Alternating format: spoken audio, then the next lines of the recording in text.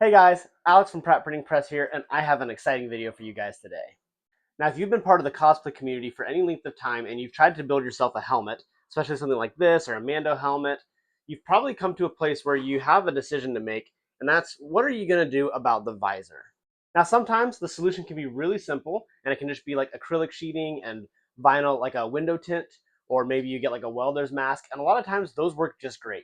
But what if you have a unique shape? Or specifically today, we're going to be talking about what if you want to get a unique color for your visor? How do you go about that? Yes, you absolutely could use window tinting because window tinting does come in a variety of colors, and I have used that on several of my props. However, sometimes you come across an issue where people can actually see inside of your helmet when you don't want them to. You want them to just see this reflective mirror surface so that they can't see the person who's inside the helmet, but sometimes your visor just comes out clear and they see you anyways. Well, today I'm going to show you a technique that'll allow you to go from this to this. Let's talk about it.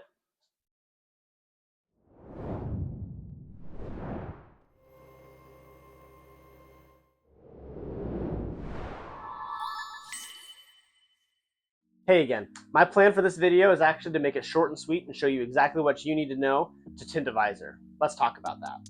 So first things first, I want to give credit where credit is due. I did not personally come up with this technique. I actually learned this from Frankly Built. Now, Frankly Built has a dedicated YouTube video on his channel. I'm going to have the thumbnail up in one of these corners. We'll say this corner. We'll have the thumbnail up in that corner, and you guys can go check out Frank's channel to see a dedicated video if you want to show him some support as well. Follow him, subscribe. Great guy. I've learned so much from him, so I want to give credit where credit is due. I learned this from Frank. Frank learned this from somebody else on the internet. This is how this stuff works, right? We're all sharing information, so that's why I'm here today, because I learned something and I'm seeing some results. I want to share those results with you, and I want to show you how you might be able to accomplish those same results. So first things first, you need a visor. Again, sometimes you'll have simple shapes and you can just use an acrylic sheet that's clear, heat it up, bend it, and that'll be just fine. But sometimes you have something a little bit more complicated that has some detail, like this visor here for my Helldiver's helmet.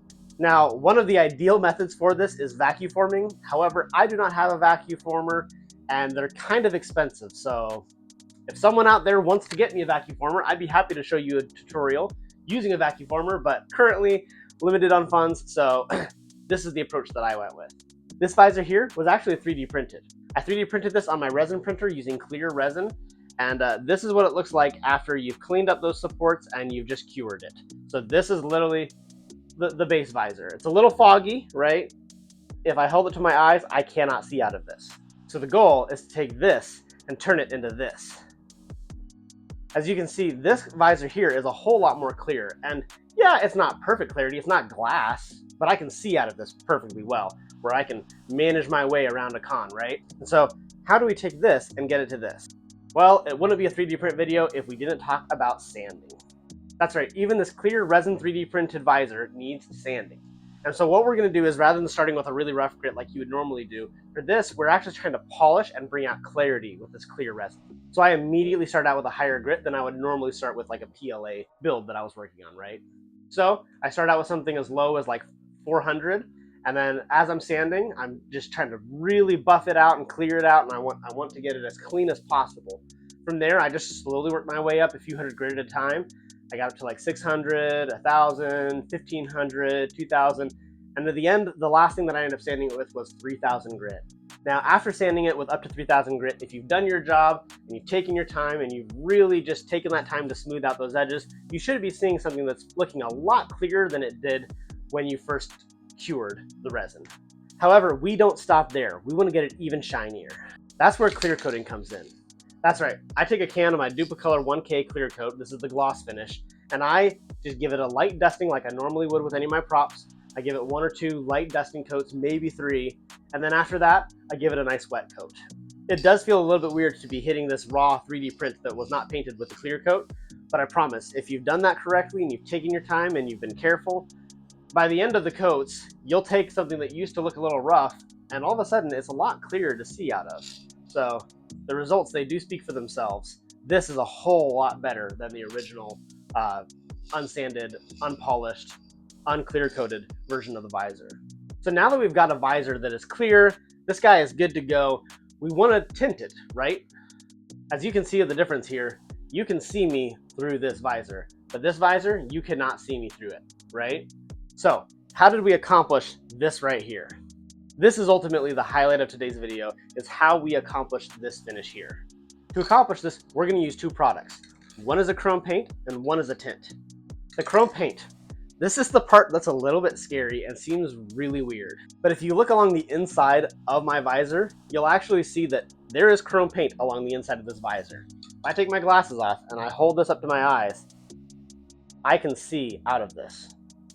It's a little foggy. It's a little hard to see out of, but it's got chrome paint along the inside. So to do this, you want to be really careful. This is the product I use. It's called Spastics. I got this off of Amazon. It's not crazy cheap for a small can like this, but you only use a tiny bit, so this will probably go a long way. You may have better luck with other materials. Again, I watched the Frankly Built video and he tried several different chromes, and this is the one that he landed on. So rather than me going out and buying 10 different kinds of chrome paint, I just went out and bought the one that I know works. So again, when it's time to put down that chrome paint, you want to go on really light. Literally, you're just doing these lightest dust coats that you possibly can.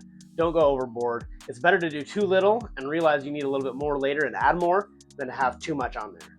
But after that, I turned it around and it was time to do the tinting. Now this here is a tint. It is not spray paint. This is basically clear coat with dye in it. This is the Duplicolor Metal Cast. I use the same thing for my Iron Man suit. I've used it for other props. I've used it for my wife's Iron Man helmet, the rescue one. Great product, but you have to know how to use it. If you have not used this product before, trust me, you need to go slow. The first time I used Metal Cast, I went on too fast, too heavy. I wanted to see instant results, and I was really flustered. I was like, I've seen really good results come out of this, and I'm just not getting that. You need to take your time with this. This will run if you spray it on heavy. Don't spray it on heavy. So literally with this, you just want to do a light dust coat, light dust coat, light dust coat. Give it some time. It dries quickly. 15 minutes later, light dust coat, light dust coat, light dust coat. You build it up. Instead of it being 2 or 3 coats, it might take you 10 to 15 coats. But eventually, this does work and will get you this finish right here. Now, the great thing about Metal Cast is it comes in a whole bunch of different colors, so you could tint a visor all kinds of different colors depending on your needs and specific projects that you're working on. Now you can do those in either order. You can start with the tinting and then go to the chrome. You can start with the chrome and then go to the tinting.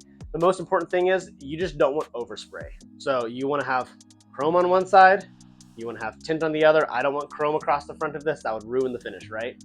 But yeah, as long as you follow those techniques, you can get a pretty awesome visor, and this will give you a lot more customizations with the different builds that you're doing. Like this visor is not terribly complicated. It's not as bad as a Master Chief, but there are ridges along this, and I wanted to preserve those details. So whether you use a vacuum former or you resin print, this process will allow you to make a detailed visor that you can then tint to whatever color you want, as long as you have the materials available in your area.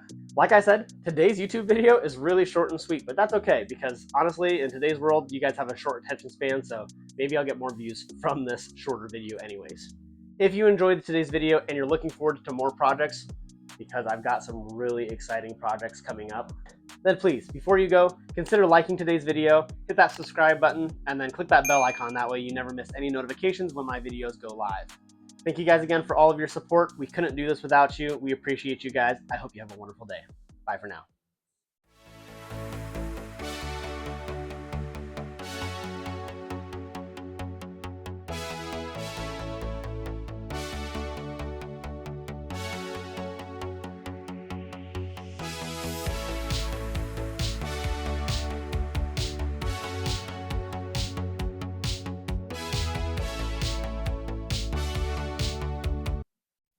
One last tip for you. You know what you need to do if you would like your visor to be a little bit thinner and have a different color? You dye it.